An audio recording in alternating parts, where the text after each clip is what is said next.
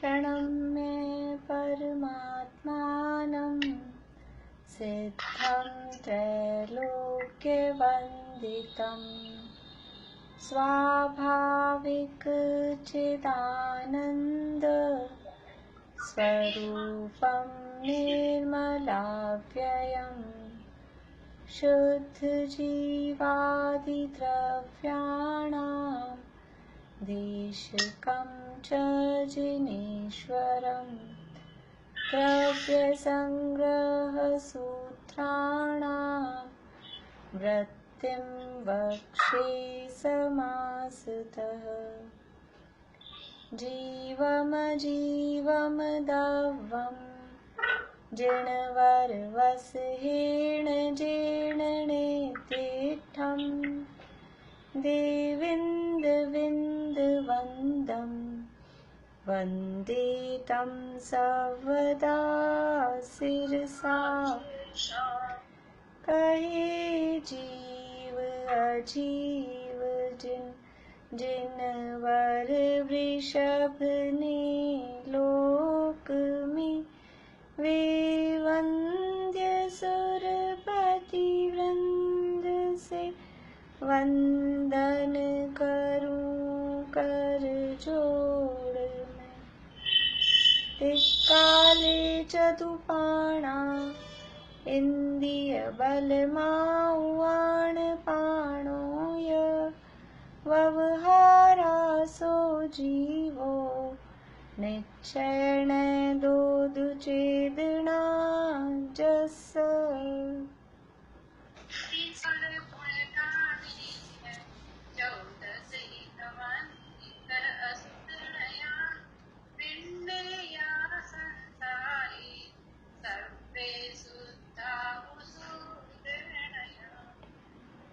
मागना स्थान वाली गाथा भी बोलेंगे।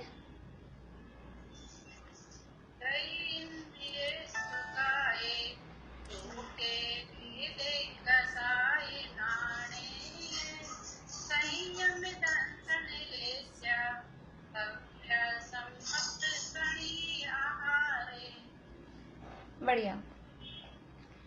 वृहद द्रव्य संग्रह नामक ये ग्रंथ है और इसमें हमारी चर्चा 13वीं गाथा के आधार पर मागना स्थानों की चर्चा चल रही है। मागना स्थानों में भव्य मागना के अंतर्गत मागना स्थान 14 हैं। गति, इंद्रिय, काय, योग, वेद, कषाय, ज्ञान, संयम, दर्शन, लेशा, भव्यत्व, सम्यक्त्व, संगी और आहार 14 मागणाएं हैं। इनमें हमारी चर्चा भव्य मागना के अंतर्गत पंच परावर्तन की चर्चा चल रही है और पंच परावर्तन में द्रव्य, क्षेत्र, काल 3 परावर्तनों की चर्चा लगभग सामान्य रूप से हमने की है। आज हमें चर्चा करनी है भव परावर्तन। भव किसे कहते हैं? भव का मतलब क्या है? भव का मतलब है कि वो पर्याय, मनुष्य, देव, नारकी अथवा तिर्यंच रूप जो अवस्था है, जो पर्याय है, उसका नाम भव है। हम हमारे शब्दों में उसको गति कह देते हैं, कभी आयु कह देते हैं, लेकिन जैसे मनुष्य भव ऐसा बोलते हैं, मनुष्य भव मिला है, मनुष्य भव की दुर्लभता, तो ये भव है।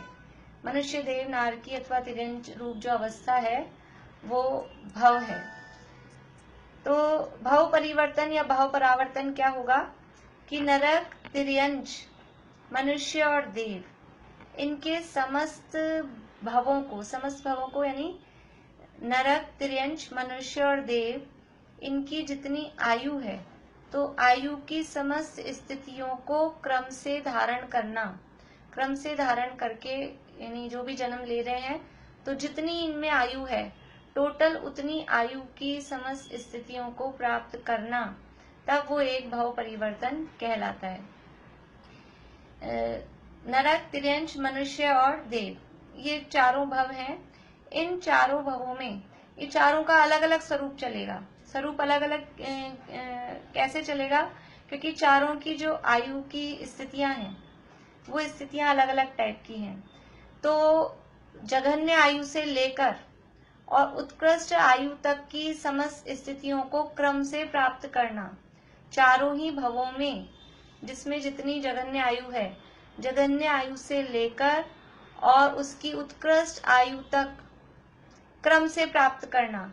अब तो समझ में आ गया होगा आपको क्रम से कैसे प्राप्त करना है। जैसे हमने क्षेत्र परावर्तन में जैसा क्रम देखा है अथवा काल परावर्तन में जैसा क्रम देखा है, वैसा ही यहाँ क्रम कि जैसे नरक की बात हम करें, नरक भव परावर्तन की बात करते हैं।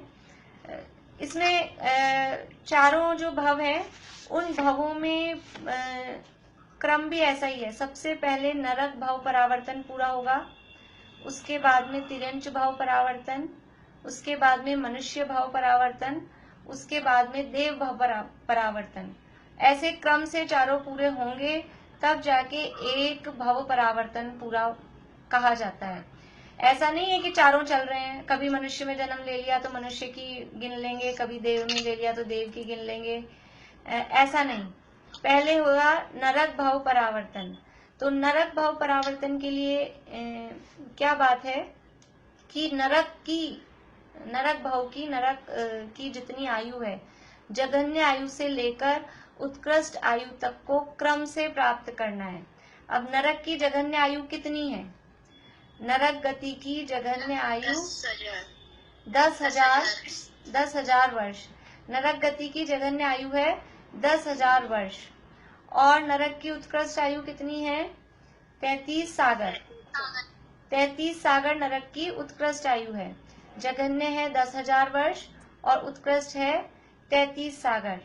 तो अब इसमें क्या करना है कि कोई जीव नरक गति की जो जघन्य आयु है, नरक की जघन्य आयु यानी 10,000 वर्ष की आयु लेकर किसी जीव ने जन्म लिया, वहां से उसकी स्टार्टिंग हम देखेंगे। तो 10,000 वर्ष की आयु लेके नरक में जन्म लिया और फिर वो 10,000 वर्ष पूरे करेगा, उसके बाद में नरक से निकलेगा।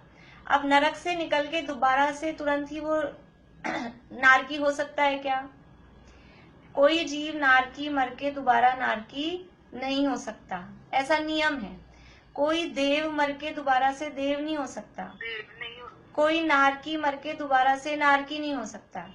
यानी कोई भी जीव देवगति में रह के इतना पुण्य नहीं कर पाता कि वो दोबारा से देव बन जाए, और कोई जीव नरक गति में रहता हुआ भी इतना पाप नहीं कर पाता कि वो दोबारा से नरक में चला जाए। तो अभी नरक भव परावर्तन में हमको क्या देखना है? बार बार में नरक में जन्म लेना है, तब वो परावर्तन पूरा होगा ना। और हर टाइप की आयु बराबर, अपन टोटल जितनी आयु है अपन उनको लिख लो। कल्पना में लिख नहीं सकते हम एक एक समय की। 10,000 वर्ष, फिर 10,000 वर्ष एक समय, 10,000 वर्ष 2 समय, 10,000 वर्ष 3 समय, ऐसे करते करते प्लस करते करते करते कहाँ तक पहुंचना है? 33 सागर तक। कितना बड़ा, यानी हम समय भी प्लस नहीं करें ना, मिनट भी प्लस करें तो भी हमारी सारी कॉपी किताब, मतलब पूरी सारी जमीन भर जाएगी। हम लिखते जाएंगे, वो पूरा नहीं होने वाला, इतना बड़ा टाइम हो जाएगा। तो वो हमने सारी लिख ली, 10,000 वर्ष, फिर 10,000 वर्ष एक समय, 2 समय, 3 समय, ऐसे करके 33 सागर तक सारी हमने लिख ली। तो सबसे पहले जघन्य आयु 10,000 वर्ष लेके जन्म लिया। अब वो आयु नरक में तो ऐसा है नहीं कि 10,000 वर्ष की आयु लेके जन्म लिया है और 1 मिनट बाद ही किसी का मरण हो जाएगा। नरक में और देव में ये संभावना है नहीं, जितनी आयु है उतनी आयु पूरी की पूरी वहां भोगेंगे। तो 10,000 वर्ष तो ये भोगे, उसके बाद में वो या तो मनुष्य बनेगा या तिर्यंच बनेगा, क्योंकि नरक में दोबारा आ नहीं सकता। हाँ, ये जरूर हो सकता है कि उसके बाद में अंतर्मूर्तवादी मरण करके वापस से नरक में आ जाए, वो एक पॉसिबिलिटी हो सकती है। लेकिन जो भी कोई आयु, 1 साल 2 साल 10 साल जितनी भी आयु लेके वो मनुष्य अथवा तिर्यंच बनेगा, उसके बाद ही दोबारा नरक आ सकता है, पहले तो नहीं आ सकता है। तो कम से कम तो वो 10,000 वर्ष और दूसरे भव की भी जो भी 2 4 10 20 साल 100 200 साल की जितनी भी आयु है वो आयु वो भोगेगा। उसके बाद में उसको दोबारा नरक आने का चांस है। दोबारा नरक आएगा ही आएगा, ये कोई जरूरी नहीं है। एक चांस कब बन रहा है कि चांस इतने टाइम बाद बन रहा है। फिर क्या करना है कि जितनी मिनिमम आयु है, 10,000 वर्ष की मिनिमम आयु है, तो उस 10,000 वर्ष में जितने समय हैं, 10,000 वर्ष में कितने समय होते हैं? 10,000 वर्ष में असंख्यात समय, असंख्यात ही होंगे। जैसे एक सेकंड में भी असंख्यात समय, एक आवली में भी असंख्यात समय, 10,000 वर्ष में भी असंख्यात समय है, अनंत नहीं है, लेकिन वो असंख्यात बहुत ज्यादा है। तो 10,000 वर्ष में जितने समय है उतनी बार 10,000 वर्ष की आयु लेकर ही जन्म ले, तब जाके वो 10,000 वर्ष का टाइम पूरा होगा। क्योंकि हर आयु जितनी जैसे हमने उसमें किया था ना पर क्षेत्र परावर्तन में, कि वो सारे आकाश के प्रदेश कवर करने थे, तो उतनी बार जितने वो आकाश के प्रदेश पहली बार में कवर हुए हैं, उतनी बार उसी जगह बार बार में जन्म लेना था। ऐसे ही यहाँ पर 10,000 वर्ष की में जितने समय है उतनी बार तो 10,000 वर्ष की आयु के साथ जन्म ले। तो पहली बार 10,000 वर्ष की आयु से जन्म हुआ, मर के मनुष्य अथवा तिरंज जो भी हुआ, अब दोबारा फिर से नरक में आना, पहली बात तो ये कोई पॉसिबल नहीं है, जरूरी नहीं है। फिर अगर नरक में आ भी गया तो दोबारा से 10,000 वर्ष की ही आयु लेके नरक में आए, ये बात कोई बिल्कुल ऐसे बाउंडेशन 10,000 वर्ष अगर 2 समय की भी हुई, 10,000 वर्ष 2 साल की भी हुई, तो वो काउंटिंग में नहीं आएगा, वो टिक नहीं लगेगा। हमने जो लिस्ट बनाई है ना उस पे हम टिक नहीं लगाएंगे।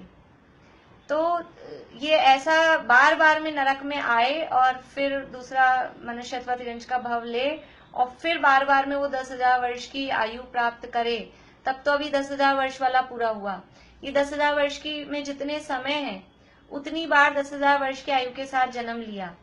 अब ये जब पूरे हुए तो 10,000 वर्ष प्लस 1 समय, फिर 10,000 वर्ष प्लस 2 समय, फिर 10,000 वर्ष बोल रहे हैं, वर्ष में जितने समय है वो उसमें समझना कि 10,000 वर्ष में जितने समय है उतने समय प्लस 1 समय और, फिर 10,000 वर्ष में जितने समय है उसमें प्लस 2 समय, फिर प्लस 3 समय, प्लस 4 समय, ऐसा करके क्रम से उतनी आयु लेकर वहां जन्म ले नरक में। और ऐसा करते करते करते करते पूरी 33 सागर तक की आयु जब पूरी होती है तब एक नरक भव परिवर्तन या नरक भव परावर्तन तब पूरा होता है। कितना टाइम लगता है, कितना टाइम लगेगा? दुर्लभता देखिए आप, जैसे काल परावर्तन में हमने दुर्लभता देखी थी, क्षेत्र परावर्तन में ही बहुत, द्रव्य परावर्तन में जितनी दुर्लभता थी उससे क्षेत्र परावर्तन में वो पॉसिबिलिटी और मुश्किल हो गई, और क्षेत्र परावर्तन में जो दुर्लभता थी उसे काल परावर्तन में हमने देखा कि वो वापस से साइकिल वापस आएगा तो कम से कम 20 कोड़ा कोड़ी सागर तो लगने ही है, और उससे भी ज्यादा दुर्लभता यहाँ क्षेत्र परावर्तन के अंतर्गत, क्योंकि वो पर्टिकुलर उतनी ही स्थिति बांधकर और फिर वापस से वहां जन्म लेना, और कितनी टाइम बाद में वो वापस उतनी स्थिति जितनी चाहिए उतनी लेकर वो जन्म लेगा, इसका कुछ पता नहीं कितने टाइम बाद कब लेगा। तो ये यानी कितना समय। अब हमने पंच परावर्तन किए हैं, तो पंच परावर्तन के अंतर्गत हमने नरक भव परिवर्तन भी किया है, तो हम कितनी बार नरक, अब आप समझो वो जो लिस्ट बनाई है हमने 10,000 वर्ष में जितने समय उतनी बार, तो वो उसके बाद में एक एक समय प्लस कर करके 33 सागर तक, और हमने ये नरक भव परावर्तन पूरा किया है। हम कितनी बार नरक जाके आए, ये नरक परावर्तन पंच परावर्तन हमने पूरे किए हैं, तो अनादिकाल से लेकर आज तक कितनी बार नरक जाकर आए हम। ये परावर्तन जब भी पूरे हुए, पहले नरक की स्थितियां आयु, फिर दूसरे नरक की आयु, फिर तीसरे, यानी 1 सागर की उत्कृष्ट आयु पहले नरक में है, फिर 3 सागर की, तो वो पूरी कर करके हम 7 ही नरक में कितनी बार जाके आए हैं, ये हमको अपने भूतकाल का भी पता लगता है।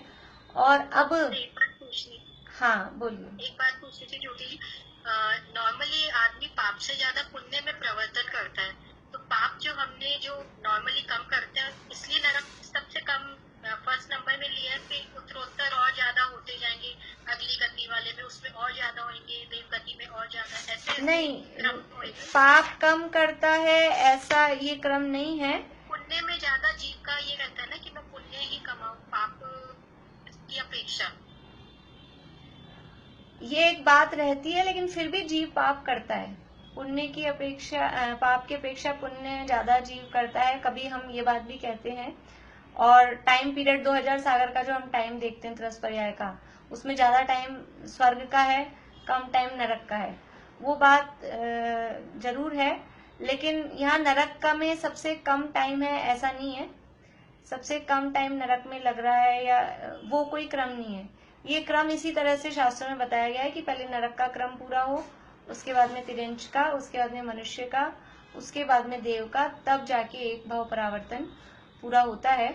और ऐसा कोई लॉजिक इसमें समझ में नहीं आता, क्योंकि इनका जो अल्प बहुत्व है, भाव परावर्तन के अंतर्गत जो अल्प बहुत्व है, तो सबसे कम समय तिर्यंच का है, उससे ज्यादा समय मनुष्य का। यानी टाइम जो लगता है, वो परावर्तन पूरा होने में जो टाइम लगता है ना, अभी हम बहुत ज्यादा डिटेल नहीं पढ़ रहे एक्चुअल में, मैं बहुत ज्यादा आपको उसमें वो नहीं कर रही हूँ, नहीं बहुत डिटेल में हम पढ़े तो एक एक चीज को इसमें ऐसे डिस्कस किया है कि अभी नरक भाव परावर्तन कर रहे हैं तो कौन से नरक में सबसे ज्यादा बार जाएंगे, क्रम से पूरा करने के लिए किस नरक में जाना पड़ेगा, बिना क्रम वाले में किस नरक में जाना पड़ेगा, किस नरक की स्थितियां कितनी है, वो बहुत ज्यादा कैलकुलेशन कर करके वो कभी फिर पढ़ेंगे जब। अभी तो एक थोड़ा बहुत हम हल्का पढ़ लें, भी इसी में भारी लग रहा है कि इतना क्यों पढ़ रहे हैं। तो वो जब ऐसा कैलकुलेशन देखते हैं ना, तो जो टाइम है परावर्तन का, जो टाइम है वो सबसे कम तिर्यंच का है, क्योंकि तिर्यंच के भाव आसानी से मिल जाते हैं, बहुत वैरायटी भी है, और तिर्यंच के भाव आसानी से, मतलब जीव के परिणाम उस तरह के होते हैं, और उसमें आयु की और ये सब वैरायटी भी बहुत है। तो तिर्यंच परावर्तन का जो टाइम है वो सबसे कम है, उससे ज्यादा मनुष्य का, उससे ज्यादा नरक का, और सबसे ज्यादा देव भाव परावर्तन का है। तो वो थोड़ा इसमें डिफरेंस है, एग्जैक्ट ऐसा यहाँ पे अपन नहीं ले सकते कि जीव पाप ज्यादा करता है, कम करता है इसलिए नरक को सबसे पहले रखा है, ऐसे कोई बात नहीं है। चारों परावर्तन एक साथ नहीं चलेंगे, इससे निकाल उसमें गया तो उसका भी हो गया एक कंप्लीट, नहीं, इसका भी देखो परावर्तन चल तो एक साथ ही रहे हैं, चल तो एक साथ ही रहे, लेकिन उसको पूरा कम मानेंगे। अभी हम यहाँ से निकल के वहां गए तो वहां टिक लगा लो, ऐसा नहीं है। जब एक परावर्तन को देखेंगे तो वो एक पूरा होगा, फिर दूसरा, जैसे अभी हमने काल में देखा, पहले उत्सर्पणी का पूरा होगा, फिर अवसर्पणी का चालू करेंगे, अवसर्पणी का पूरा होगा, फिर उत्सर्पणी का चालू करेंगे, ऐसा ही मतलब उसमें क्रम है। ऐसा नहीं कि कभी उत्सर्पणी में हो गया तो वहां टिक लगा लो, कभी अवसर्पणी में हो गया तो वहां टिक लगा लो। नहीं, तो ऐसे साइमल्टेनियसली नहीं हो सकता कि इधर तो नरक का वो पूरा हो रहा है परावर्तन, और उधर दूसरा हमने इधर देव गति में लिया या तिरंज में लिया, तो उसमें भी हर समय का जो हो रहा है, तो साइमल्टेनियसली उधर का भी परावर्तन उधर का भी होता जा रहा है, ऐसा नहीं है। देखिए परावर्तन तो चल रहा है, लेकिन जो ये काउंट किया है ना कि हमने कितने परावर्तन किए, तो एक परावर्तन ऐसे करके काउंट हो रहा है कि पहले नरक का पूरा हुआ, फिर तिरंज का पूरा हुआ, फिर मनुष्य का पूरा हुआ, फिर देव का पूरा हुआ, इसमें जितना टाइम लगा अलग अलग में, तब जाके वो एक परावर्तन होता है। चल तो रहे हैं वो, टाइम तो स्पेंड हो ही रहा है, टाइम तो रुक ही नहीं रहा है, टाइम तो बराबर लग ही रहा है, हम टाइम की कैलकुलेशन कर रहे हैं, लेकिन अब अलग अलग करने में कितना ज्यादा टाइम हो जाएगा। हम सबको एक साथ करेंगे तो टाइम कम होगा, और अलग अलग करने में टाइम ज्यादा है, तो यहाँ वो टाइम ज्यादा है ये बता रहे हैं। एक साथ कर लेंगे तो फटाफट से निपट ही जाएंगे। सारे ही परावर्तनों में ऐसा है, क्षेत्र परावर्तन में भी हम ऐसा रैंडमली कोई से भी क्षेत्र पे कभी भी लिया, उसको हम कवर कर लिया, हम मान लें, तो वो उसमें तो बहुत यानी इतना टाइम लगेगा ही नहीं।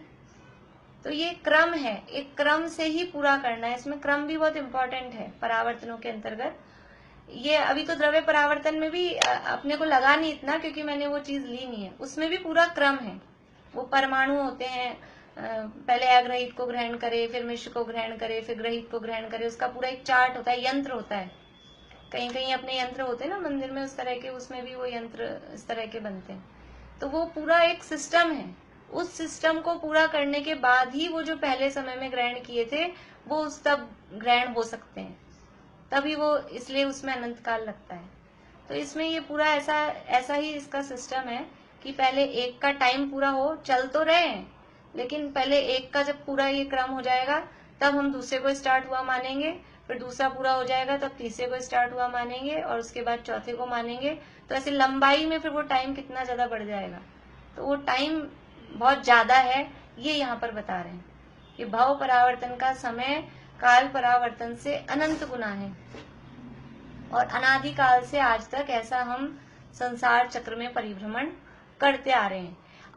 एक तो हमको पिछला पता लगे हमने अनादिकाल से कितने दुख उठाए हैं, और अब यदि नहीं संभले तो फिर क्या होगा, अभी भी नहीं संभले तो ये इस तरह से ये चक्र चलता ही रहता है, रुकेगा नहीं।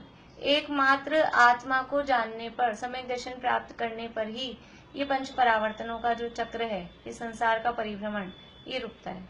इसके अलावा और कोई उपाय नहीं। ये जो चारों पांचों परावर्तन एक साथ ही होते हैं, तो फिर काल का और क्षेत्र का और इससे कैसे मतलब नारकी है देह में कैसे मतलब?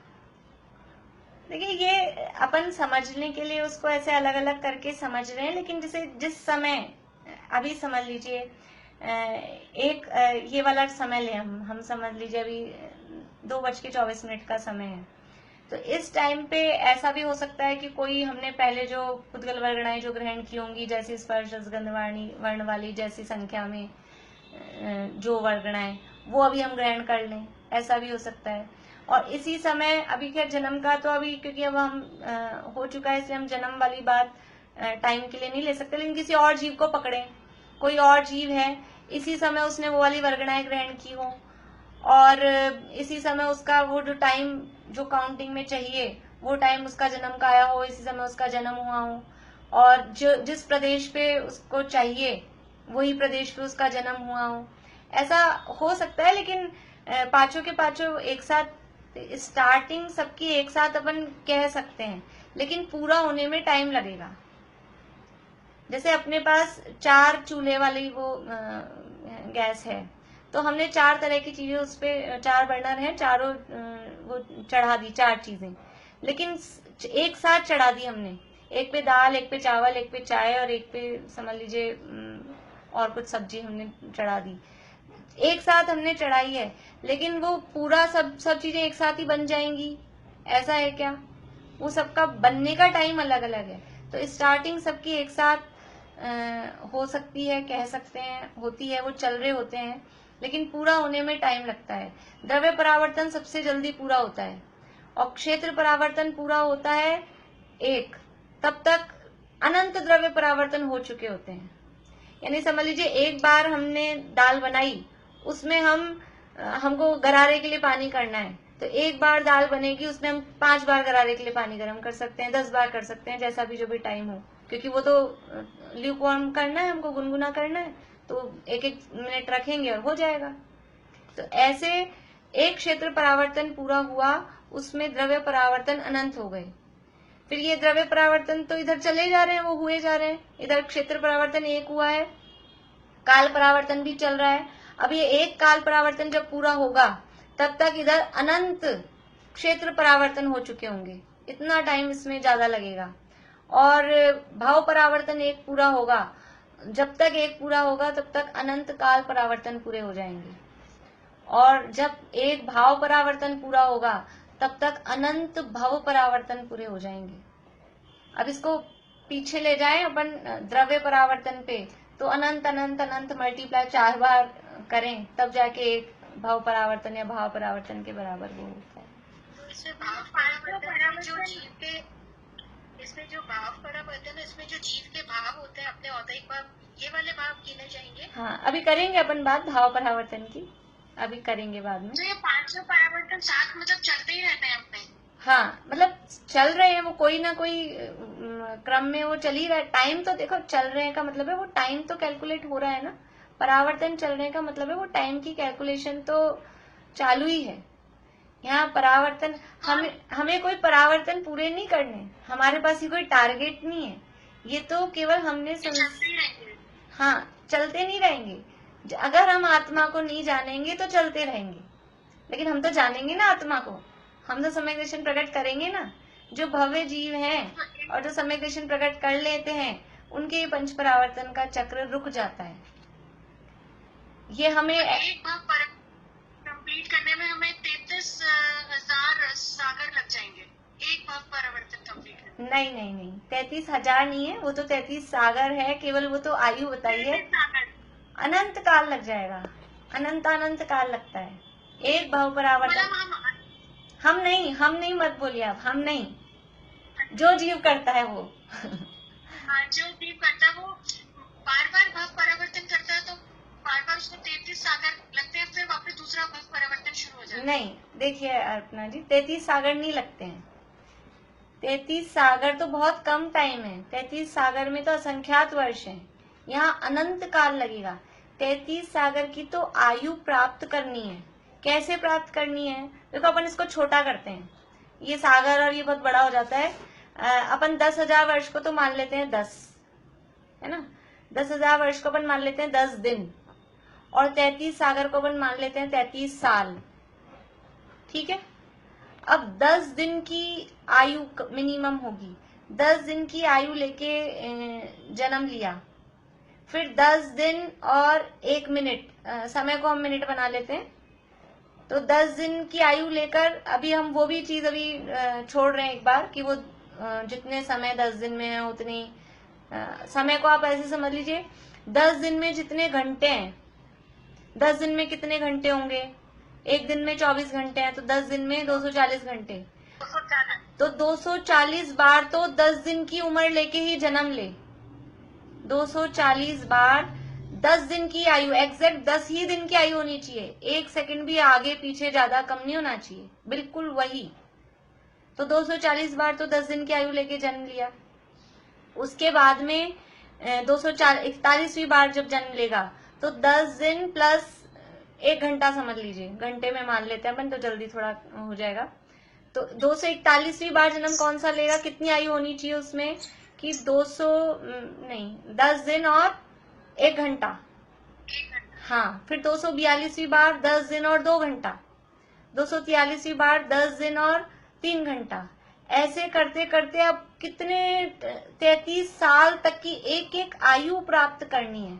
और एक बार आयु प्राप्त करेंगे 10 दिन की आयु है, तो 10 दिन तो जीना पड़ेगा ना, 10 दिन की आयु है तो 10 दिन वो जिए, फिर मरे, फिर दूसरी जगह गए, फिर वापस वहां से आएंगे, तब वो जन्म उतनी ही आयु वाला मिल जाए, कहाँ इतना आसान है, इतनी एग्जैक्ट वही आयु मिल जाए, वो पॉसिबिलिटी कम है। तो 33 सागर नहीं लगते हैं, अनंत काल उसमें लग जाता है। थोड़ा सा आप अभी अपन ने 33 लिया, उसको और थोड़ा छोटा कम करके, अभी अपने पास क्या बोर्ड वोर्ड नहीं है तो मैं थोड़ा और लिख के दिखाती हूँ, जिसपे थोड़ा अच्छे से होता नहीं है, थोड़ा सा आप लिख के देखना और शॉर्ट उसको करके देखना। 10 दिन से लेके आप समझ लीजिए 15 दिन तक का ही एक लिस्ट बना लेना, 1-1 घंटे प्लस करके, तो ही आपके 8-10 पेज भर जाएंगे मेरे ख्याल से। और फिर वो क्रम से वो प्राप्त करना, बराबर वो ही मिल जाए, बहुत मुश्किल होता है, एग्जैक्ट वही मिल जाए आसान नहीं है। फिर भी वो मिली है, अपन तो कह रहे हैं आसान नहीं है, लेकिन फिर भी ऐसी ऐसी क्रम से वो आयु प्राप्त करके संसार में हमने परिभ्रमण किया है। समझ में आया, आ रहा है कि नहीं आ रहा है आप लोगों को? ऐसा थोड़ा पूछ लिया करिए, क्या समझ में आया वही बता दिया करिए, जैसे अभी पकड़ में तो आ जाए कि क्या पकड़ रहे हैं आप लोग। गलत भले ही कम समझ में आए, लेकिन उल्टा नहीं समझ में आ जाए कुछ ऐसा। मैं भी ज्यादा पूछ नहीं रही हूँ आप लोगों से कि ठीक है। तो ये नरक भाव समझ में आया, अभी एक समझ में आएगा तो बाकी के 3 फिर सरल हैं, बस वो अपने को उनकी जगन्य आयु और उत्कृष्ट आयु पता होनी चाहिए, बाकी फिर दिक्कत नहीं है। तो ऐसे ये हुआ है नरक भाव परावर्तन। अभी नरक में भी क्या है कि अपने को ऐसे लग रहा है हर बार मरेगा फिर नरक में बार बार में आता रहेगा, ऐसा नहीं है। जब अपन पढ़ेंगे 3रा अध्याय नरक के संबंध में, तो कोई जीव कितनी बार लगातार नरक में जन्म ले, नरक से मरा, मनुष्यत्व तिरंच हुआ, वापस नरक, फिर मनुष्य तिरंच हुआ, वापस नरक, फिर मनुष्य तिरंच हुआ, वापस नरक, तो ऐसा बार बार में रिपीट करके नरक में कितनी बार आ सकता है। तो वो 7 नरकों का अलग अलग है, पहले नरक में 8 बार, दूसरे नरक में नहीं, पहले नरक में 7 बार, दूसरे नरक में 6 बार, ऐसा उससे ज्यादा नहीं आ सकता है। तो कितना टाइम बार बार में लग जाएगा, और बीच में निगोद में चला गया तो निगोदिया जीव तो नरक में आ ही नहीं सकते। सारे नियम अलग अलग, बहुत नियम है। अभी अपने को जिनको नियम ख्याल में है तो उनको ख्याल में आएगा, जिनको नियम ख्याल में नहीं है तो उनको इतनी दुर्लभता नहीं लगेगी, समझ में नहीं आएगी, क्योंकि बहुत नियम है। सैनी असैनी पंचेंद्रिय से नीचे वाले यानी एकेंद्रिय और विकलत्रय जीव वो नरक में जा ही नहीं सकते। अब वो और नरक से निकल के विकलत्रय होते भी नहीं है, वो भी बात है, लेकिन हर जीव कोई नरक में चला ही जाएगा, इतना कोई आसान बात नहीं है। हाँ ज्योति जी बोलिए। हाँ दीदी, जय जय। जय एक बार ये बता दीजिए ना कि कौन सी गति से कौन सी में नहीं जा सकते, मनुष्य से मनुष्य में जा सकते हैं क्या? मनुष्य से पांचों गतियों में जा सकते हैं। पांचों मीन्स नरक, तिरंज, मनुष्य, देव तो है ही, और सिद्ध भी बन सकते हैं। तो मनुष्य से तो सब जगह के रास्ते खुले हैं। मनुष्य गति को बोलते हैं जंक्शन। जंक्शन पता है आप लोगों को क्या होता है? कि जहाँ से सब जगह की गाड़ियां निकलती हैं वो कहलाता है जंक्शन। तो ये मनुष्य गति जंक्शन है, यहाँ से चारों गतियों में और सिद्ध अवस्था की भी गाड़ी निकलती है। मनुष्य गति से सभी जगह जा सकते हैं, तिर्यंच से भी सभी जगह जा सकते हैं। सिद्ध अवस्था को छोड़कर चारों गतियों में तिर्यंच से भी जा सकते हैं, लेकिन वो इंद्रियों के आधार पे उसमें थोड़ा फर्क है। वो अपन पढ़ेंगे, तत्वार सूत्र पढ़ेंगे तब वो नियम वगैरह तब वहां पढ़ेंगे अपन। और देव और नारकी मर के मनुष्य और तिरंची होंगे।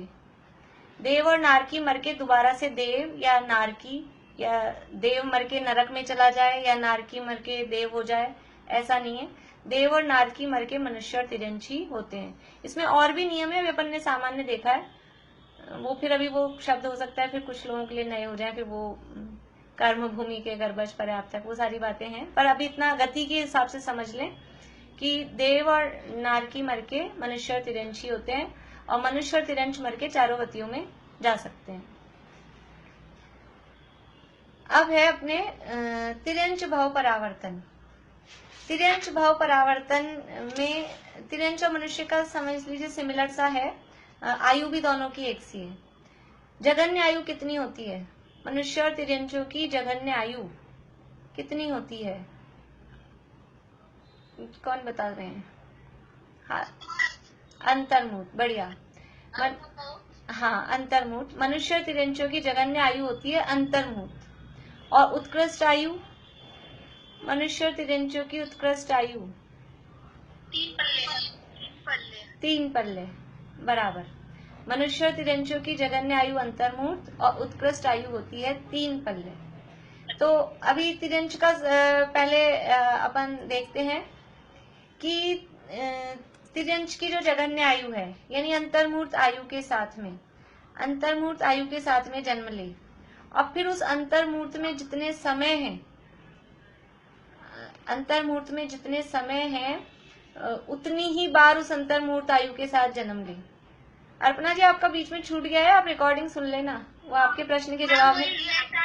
हाँ, आज नेट की बहुत प्रॉब्लम हो रही है। हाँ, तो ये अंतर्मूर्त जघन्य वाला लेंगे या उत्कृष्ट वाला लेंगे? अंतर्मूर्त में यथा योग्य जो भी होता है, इसमें ऐसा नहीं है, पर वो जो अंतर्मूर्त जितनी होती है, श्वास के 18वें भाग प्रमाण अपर्याप्त जीवों की सबसे कम आयु वही होती है, श्वास के 18वें भाग प्रमाण, तो उसमें जितने समय है, अब वो अंतर्मूर्त जो भी जितना होता है उसमें जो भी टाइम है वो वाला लेना है।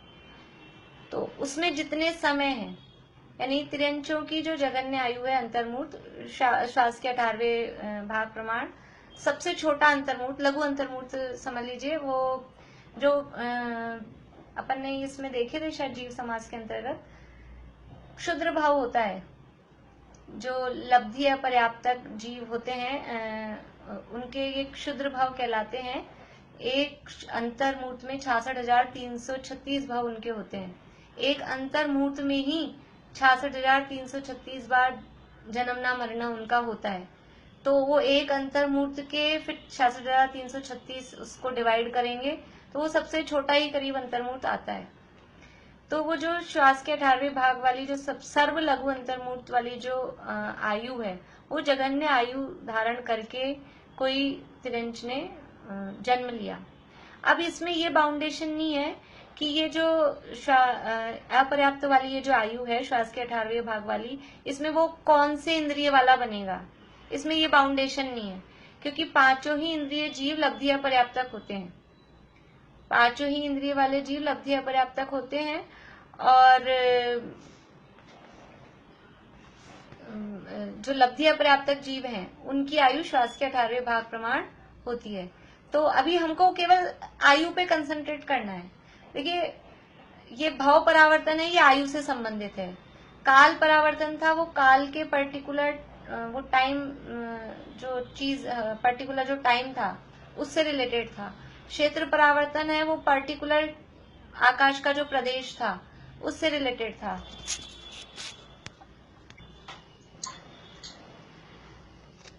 तो यहाँ भाव परावर्तन में स्थिति इंपॉर्टेंट है। वो जो आयु की स्थिति समझ में आता है, जितने एज अपन जिसे बोलते हैं वो कहलाती है स्थिति। तो पर्टिकुलर वो स्थिति चाहिए। अब वो कोई से भी इंद्रिय जीव हो, तिरंज गति में कोई सा भी इंद्रिय जीव हो, वो पर्टिकुलर जो सबसे छोटी जो आयु है श्वास के 18वें भाग प्रमाण वाली, वो आयु लेके जन्म लिया और जो उस अंतर्मुहूर्त में जितने समय है उतनी बार उसी आयु को लेकर जन्म ले। उस अंतर्मुहूर्त में समझ लीजिए कि उदाहरण के लिए 50 समय है, तो 50 बार वही वाली आयु लेके, बस आयु पे हमको ध्यान देना है। वही वाली आयु, वो किस जगह जन्म ले रहा है, किस काल में जन्म ले रहा है, किस यानी गति में है। गति तो तिरंज ही है, यानी कितने इंद्रिय वाला है, उससे कोई मतलब नहीं है। बस वो पर्टिकुलर उतनी आयु, जितने उसमें समय उतनी बार तो वो आयु लेके जन्म ले। उसके बाद में एक एक समय प्लस करके, जैसे अभी नरक भाव परावर्तन में हमने देखा था, तो वो सर्व लघु अंतर्मुहूर्त प्लस 1 समय, फिर वो लघु अंतर्मुहूर्त प्लस 2 समय, ऐसे प्लस प्लस करते हुए एक एक समय बढ़ाते हुए जो तिरंजों की उत्कृष्ट आयु है 3 पल्ले, ऐसे क्रम से फिर वो 3 पल्ले की आयु प्राप्त करे, तब जाके वो तिरंज भाव परावर्तन पूरा होता है। अभी सुनने में इतना कुछ समझ में नहीं आता है, लेकिन जैसे जैसे जो लंबी आयु होती है, छोटी आयु प्राप्त होना वो आसान होता है, लेकिन पल्लों की आयु कहाँ होती है? कर्म भूमि में उत्कृष्ट आयु होती है 1 कोटि पूर्व, और पल्लों की आयु होती है भोग भूमियों में। भोग भूमि का भाव प्राप्त करना वो आसान नहीं है, सरल नहीं है। उसके लिए पूरे नियम है, कौन जीव भोग भूमि में जा सकता है, कौन नहीं जा सकता है, और सारी उसकी।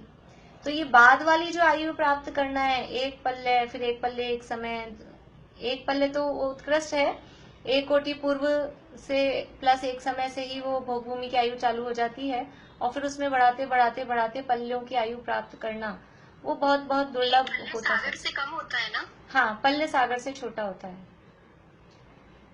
एक सागर में 10 कोड़ा कोड़ी पल्ले होते हैं। पल्ले छोटा है, सागर बड़ा होता है। तो इस तरह से ये सारी जो तिरंजों की जगन्य से लेकर उत्कृष्ट तक की आयु की स्थितियों को क्रम से प्राप्त करना, तब वो एक तिरंज भाव परावर्तन पूरा होता है। तिरंज की जगन्य से लेकर उत्कृष्ट आयु तक को क्रम से प्राप्त करने में जितना समय लगता है, तब वो एक तिरंज भाव परावर्तन पूरा होता है। सेम ऐसा का ऐसा मनुष्य भाव परावर्तन है। मनुष्यों की भी जगन्य आयु अंतर्मूर्त है और उत्कृष्ट आयु 3 पल्ले है। तो वैसे ही जगन्य आयु अंतर्मूर्त, मनुष्यों की जगन्य आयु जो अंतर्मूर्त आयु है वो कौन से मनुष्यों की होती है?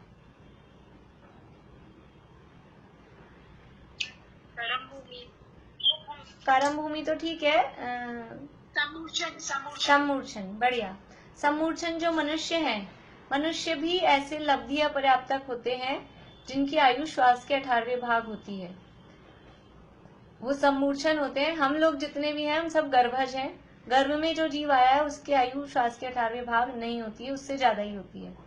तो सबसे पहले तो वहां से स्टार्ट करना है कि वो जो सम्मूर्छन मनुष्य है, उस सम्मूर्छन मनुष्य की जितनी आयु है श्वास के 18वें भाग प्रमाण, उतनी आयु लेकर एक बार जन्म लिया, फिर उतनी आयु लेकर दोबारा जन्म लिया, उतनी आयु लेके तिबारा जन्म लिया, उतनी आयु लेके 4 बार, चौथी बार जन्म लिया। ऐसे करके कितनी बार वही आयु लेके जन्म लेना है कि जितने उसमें समय थे वो जो आयु थी अंतर्मूर्त की, उस आयु में जितने समय हैं, और वो समय होते हैं असंख्यात, तो ऐसे असंख्यात बार तो वो सम्मूर्छन वाला भाव धारण करे, वो आयु लेकर जन्म ले। उसके बाद में वो जितने अंतर्मूर्त था उसमें एक समय प्लस करके, फिर उसके बाद में उसमें 2 समय प्लस करके, ऐसे प्लस प्लस करते हुए टाइम बढ़ाते बढ़ाते 3 पल्ले तक की आयु को क्रम से प्राप्त करता है, तब एक मनुष्य भाव परावर्तन पूरा होता है। शिमला, अभी आपको कुछ कुछ समझ में आ रहा है कि सारा ऊपर से जा रहा है? तो फिर नरक का परावर्तन मनुष्य परावर्तन से ज्यादा हुआ, मतलब काल की अपेक्षा? हाँ, टाइम तो ज्यादा है ना, टाइम ज्यादा है, नरक वाले में ज्यादा है। हाँ, समझ में आ रहा है या नहीं आ रहा है? समझ में तो कम नहीं आ रहा है, लेकिन सब पकड़ में आ रहा है। ठीक है। अभी जब बैठे हैं क्लास में तब तो कुछ समझ में आ रहा है ना, बाद में भूल जाएंगे, एक वो मैटर अलग हो सकता है, लेकिन अभी तो थोड़ा समझ में आ रहा है। और जो कुछ भी नई बात लगती है वो अपने हिसाब से आप लिख लीजिए, जो भी आपको नई बात लगती है या हमको नहीं पता है वो आप लिख लीजिए, तो वो फिर अपन उसको वापस से कभी देख सकते हैं। जिनके भी बिल्कुल ऊपर से जा रहा हो वो जरा बता दें, तो अपन थोड़ा, अब तो होने वाला है, बस भाव परावर्तन है वो और भी मुश्किल है, उसमें अपन ज्यादा नहीं पढ़ेंगे, सामान्य ही पढ़ेंगे, उसकी और दिक्कत है। हाँ जी, जो आयु लेके किया है ना आपने, हाँ, आयु के साथ काल बराबर, थोड़ा सा आयु लेके मतलब क्या पूछना चाह रहे हैं, मैं समझ नहीं पाई। मतलब ये आप बोल रहे हैं ना जैसे 3 पल्ले की होती है, तो उसका फिर कैसे चलेगा? 3 पल्ले की उत्कृष्ट आयु है, ऐसा नियम है मनुष्यों में, तिर्यंचों में उत्कृष्ट आयु 3 पल्ले की है, और वो 3 पल्ले की भी जो उत्कृष्ट आयु है वो भोग भूमि में होती है। कर्म भूमि में उत्कृष्ट आयु होती है 1 कोटि पूर्व, और भोग भूमियों में जगन्य आयु होती है 1 कोटि पूर्व प्लस 1 समय, वहां से लेके 3 पल्ले तक की। तो ऐसा एक एक समय बढ़ाते बढ़ाते बढ़ाते बढ़ाते हर आयु को प्राप्त करना, एक एक समय बढ़ाते बढ़ाते बढ़ाते बढ़ाते हर आयु को प्राप्त करना, यानी बस वही इसका एक तरीका है कि अपन सारी आयु एक एक समय प्लस करके सारी आयु को अपन अपने माइंड में लिख लें, और वो कितनी हो जाएंगी उसमें क्रम से, इसके बाद यही वाली आयु जब प्राप्त होगी तब उस पर टिक लगेगा, उसके बाद में उसके नेक्स्ट वाली आयु जब प्राप्त होगी तब टिक लगेगा। तो ऐसा वो सारा टिक हो जाए, उसमें कितना टाइम लगेगा? अनंत काल लगता है। एक एक आयु चाहिए तो भोग भूमि में ही जाना, भोग भूमि में, भोग भूमि में ही प्राप्त होगी, कर्म भूमि में होगी ही नहीं। और भोग भूमि की आयु, भोग भूमि का भाव प्राप्त करना वो दुर्लभ होता है, कर्म भूमि की अपेक्षा से भोग भूमि का भाव प्राप्त करना वो दुर्लभ होता है, इसलिए वो दुर्लभता बढ़ती जाती है, इसीलिए इसमें टाइम ज्यादा लगता है। तो इन सब में एक चीज कॉमन हुई कि जो फर्स्ट वाला जो भी लेगा, चाहे वो क्षेत्र में हो काल में हो, वो रिपीटेशन होएगा फर्स्ट वाला। हाँ, क्षेत्र एक समय बढ़ते बढ़ते तो सब में होएगा, पर क्षेत्र में और काल में, और यहाँ भाव में, काल में नहीं, पर क्षेत्र परावर्तन में और यहाँ भाव परावर्तन में, वो जो पर्टिकुलर टाइम है, क्योंकि वो कवर करना है ना सारा, वो सारा कवर करना है, तो वो कैसे कवर करेंगे? क्योंकि एक बार में प्रदेश भी जीव असंख्या घेरता है, और एक बार में एक समय की आयु तो किसी जीव की नहीं होती। जैसे जीव एक प्रदेश ही नहीं होता कभी भी कि एक प्रदेश पे ही जन्म ले ले, सिंगल प्रदेश पे, ऐसे ही एक ही समय की आयु हो, अगर एक समय की आयु होती तो बस वहीं से स्टार्ट करते, एक समय की, फिर 2 समय की, फिर 3 समय की, ऐसे करके चालू कर देते। लेकिन कभी भी असंख्यात समयों से कम की आयु नहीं होती। अंतर्मूर्त है तो उसमें असंख्यात समय है, भले ही वो बहुत कम होते हैं, लेकिन समय अगर हम उसको स्प्रेड करेंगे समय, तो बहुत ज्यादा हो जाते हैं। तो असंख्यात समयों से कम की आयु कभी भी नहीं होती है। अभी थोड़ा बहुत ऐसा याद कर लें, समझ में नहीं भी आया हो मैं आपको भेज दूंगी ये सब लिखे हुए भी, कि जितनी जघन्य आयु है उस जघन्य आयु में जितने समय हैं उतनी बार तो उस जघन्य आयु के साथ ही जन्म ले, फिर उसके बाद उस जघन्य आयु में एक एक समय प्लस करते करते करते क्रम से उत्कृष्ट आयु तक प्राप्त करे, उत्कृष्ट आयु धारण करके जन्म ले। तो इस सब में जो टाइम लगता है इस सब को पूरा करने में, वो एक भाव परावर्तन कहलाता है। एक और मेरे को वो हाँ क्षेत्र परावर्तन से रिलेटेड है क्वेश्चन। जैसे हमने बोला हर एक प्रदेश पे उसको जन्म लेना है जी, तो मतलब कोई पॉइंट होता होगा ना जिससे हम बोलते होंगे जीव का कि ये पॉइंट इससे मैच करना चाहिए उस प्रदेश से। जैसे हमने बीच से जब स्टार्ट किया था तब तो हमने बोला कि ये 8 जो प्रदेश हैं इस पे आना चाहिए जी। हाँ, तो उसके वो बाद मैचिंग कहीं से देखिए वो 8 प्रदेश से स्टार्ट करके उसके आसपास के भी कोई चारों तरफ के असंख्यात प्रदेश उसमें साथ में कवर किए। क्षेत्र परावर्तन की बात अपन कर रहे हैं। जो स्टार्टिंग होती है पर क्षेत्र परावर्तन में, तो वो जो लोक के मध्य के 8 प्रदेश हैं सुमेरु के नीचे, वहां अपने जो अफगाना के मध्य के 8 प्रदेश हैं वो वहां पे मैच करके फिर उसके आसपास के भी तो कुछ प्रदेश, क्योंकि असंख्यात प्रदेश में आता है जीव, असंख्यात प्रदेश कवर करता है, तो उसके आसपास के कुछ प्रदेश कवर होते हैं। तो असंख्यात बार तो वहीं जन्म लेना है, क्योंकि असंख्यात प्रदेश हुए ना वो कवर, असंख्यात बार उसी जगह पे जन्म लिया।